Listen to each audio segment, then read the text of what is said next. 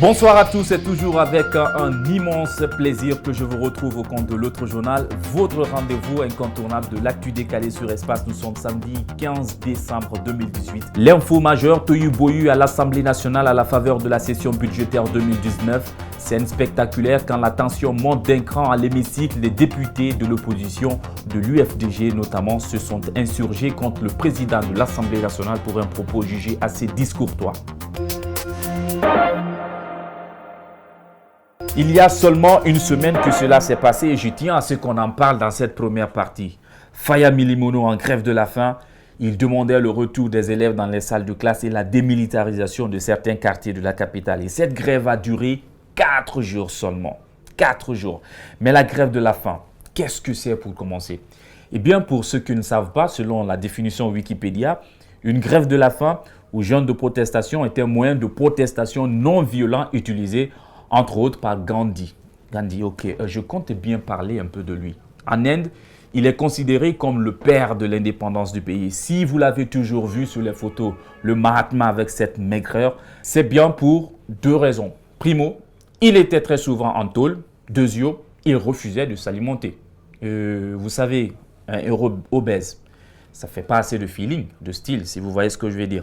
Donnez-moi un seul héros dodu de toute l'histoire de l'humanité. Astérix, ne vous foutez pas de ma gueule. Notre Gandhi, je disais, était efflanqué sans assez de chair sur les os.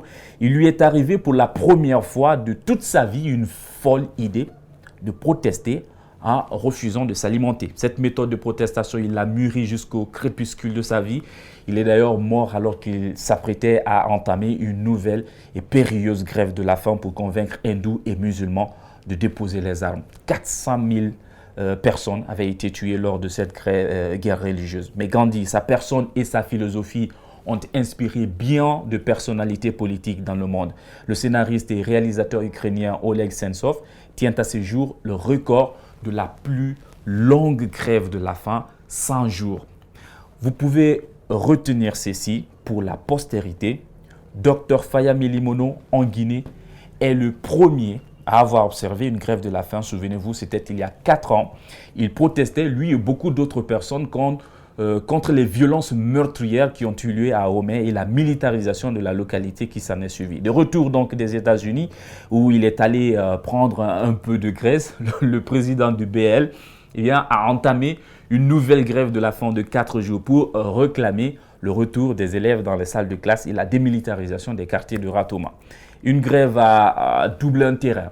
Pour lui, le dégraissage de son corps et l'économie des dollars qu'il apporte. Et bon, d'accord, je raccorde du n'importe quoi. Sur l'esplanade du stade du 28 septembre, où il avait commencé à observer la grève de la faim, il a été chassé. Le président du BL a finalement étalé ses quartiers au siège du parti. Des militants et des acteurs de la société civile ont bien voulu accompagner l'initiative. Mais comment demander dans ce contexte de crise à observer un genre protestataire? Certains ont pu le supporter et d'autres aussi, oui, mais à leur risque et péril.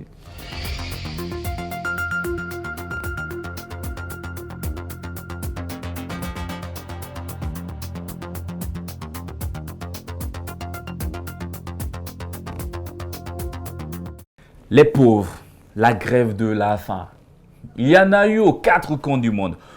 Je me suis toujours posé la question de savoir, ça fait mal à qui quand on observe une grève de la faim?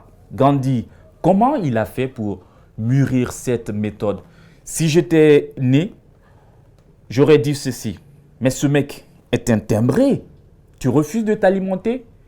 Il bouffe ton plat, le gros, encore et encore. Oh non, non, non, non. Pas lui.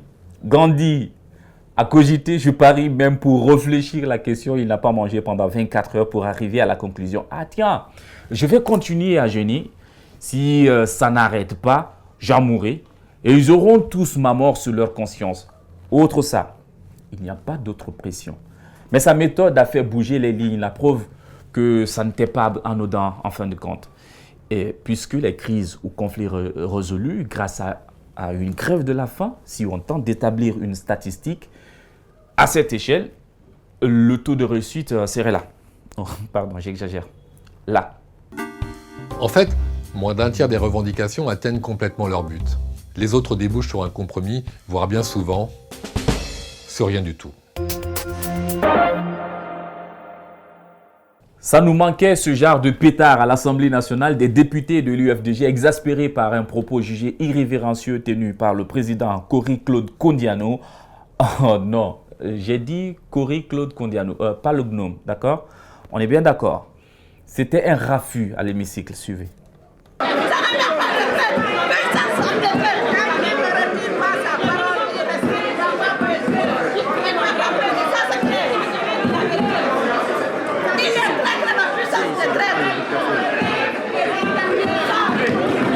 Si vous traitez les gens de traîtres et qu'ils acceptent, moi je vous dis honnêtement, ici et maintenant, nous ne pouvons pas l'accepter et nous vous demandons de retirer ce mot. Je ne retire pas. Non, vous allez retirer. Alors c'est le président qui est traître. Alors c'est le président qui est traître.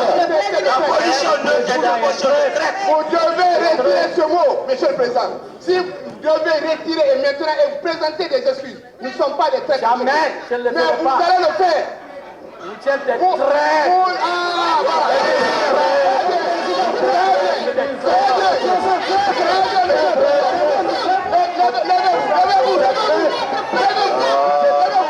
On est fatigué.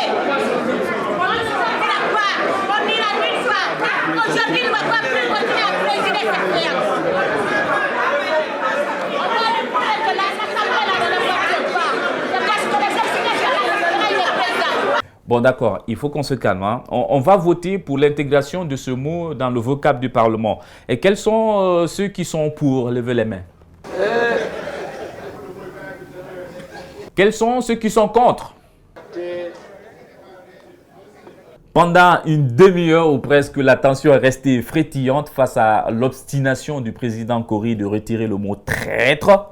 Les députés opposants ont décidé de sécher la session qui d'ailleurs a été suspendue le temps de calmer les ardeurs. C'est pendant ce moment de répit que Fode Oussou Fofana a épluché tous les sens du mot traître. Ce qu'il a dit n'est pas digne d'un président de l'Assemblée nationale. Un président de l'Assemblée nationale ne peut pas se comporter comme ça. Vous ne pouvez pas traiter des gens de traîtres. Nous avons des conventions de financement des routes. Tout le monde est d'accord pour les routes. Nous nous sommes exprimés en disant que nous ne comprenons pas parce que vous n'allez pas voter quand même quelque chose qui est flou. On ne connaît pas le prix du kilomètre, c'est des marchés de gré à gré. Nous avons dit en attendant d'être mieux informés, nous nous abstenons. Mais le président de l'Assemblée nationale pense que l'abstention c'est la traîtrise. Est-ce qu'il connaît la définition de la traîtrise? Il y a beaucoup de Guinéens qui ont perdu leur vie ici pour ces problèmes de complot, ces problèmes de traite et tout et tout. Nous ne l'acceptons pas. Et nous avons demandé et nous avons exigé à ce qu'il présente des excuses publiques et maintenant ici. Et c'est ce qu'il va faire. Mais écoutez, attendez s'il va le faire ou pas.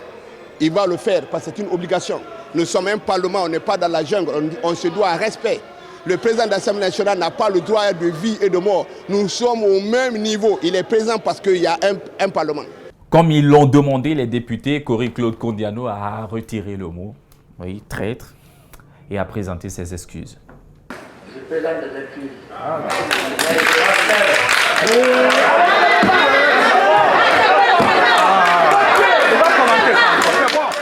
Ça n'était pas aussi difficile finalement.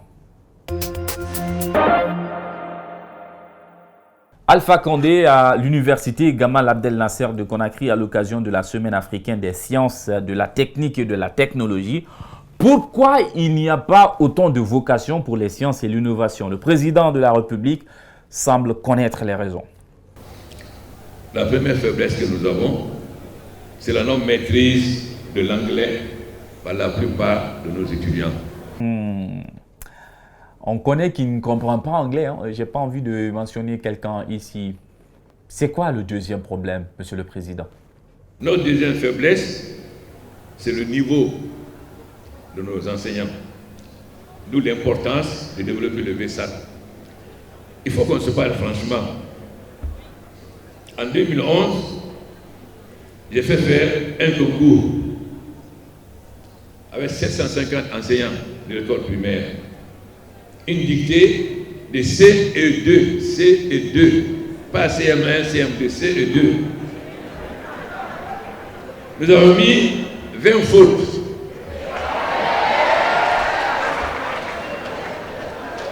Sur les 750 enseignants, 75% n'ont pas trouvé les 20 fautes. Et sur les 75%, 25% ont ajouté des fautes. Alors, comment un enseignant qui ne peut pas corriger une dictée de CE2 peut corriger un élève de CM2 au certificat d'études? Vous savez, Dadi, quand on connaît tout ça, on n'accepte pas que les enfants, les élèves restent à la maison pour raison de grève. Ils vont s'abattir, eux, mais aussi les enseignants qui ont pondu 20 fautes lors de votre dictée. L'opposition républicaine et ses persistantes revendications. Ce jeudi 13 décembre, elle était encore dans les rues pour manifester. Une manif qui n'a pas fait long feu puisqu'elle a été dispersée à coups de gaz lacrymogène par les services de maintien d'ordre. Les leaders politiques de l'opposition et leurs militants ont été contraints de se replier au domicile du chef de file de l'OR.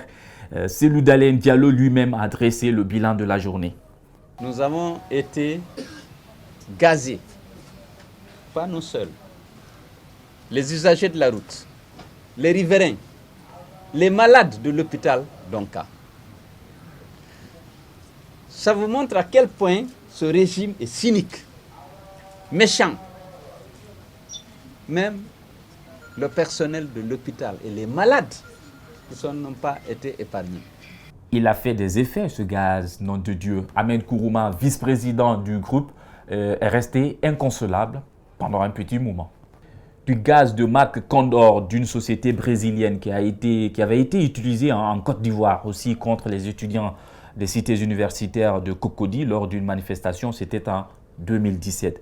Il faut dire que les services de maintien d'ordre, en larguant ces bombes lacrymogènes sur les manifestants, n'ont pas été intelligents. Leur action ressemble à cette scène.